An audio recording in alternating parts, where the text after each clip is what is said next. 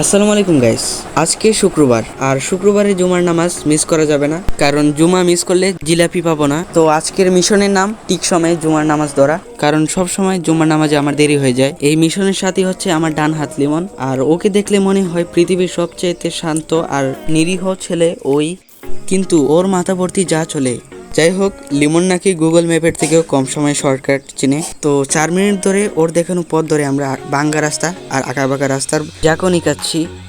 এদিকে আঁকাবাঁকা শর্টকাট রাস্তার ঝাঁকুনিকে আমার পায়জামার সেলাই খুলে গেছে প্রায়। তো অবশেষে মসজিদে এসে নামাজটা পড়লাম। তো অবশেষে নামাজ শেষ, আর শান্তির একটা নিঃশ্বাস, মানে জিলাপির জন্য অপেক্ষা করতেছি।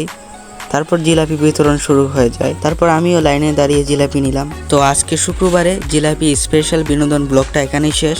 এখন তোমরা কমেন্ট বক্সে বলো তোমাদের শুক্রবার কেমন কাটলো, কমেন্ট বক্সে জানাবা, দেখি কার শুক্রবার বেশি মজা হয়েছে।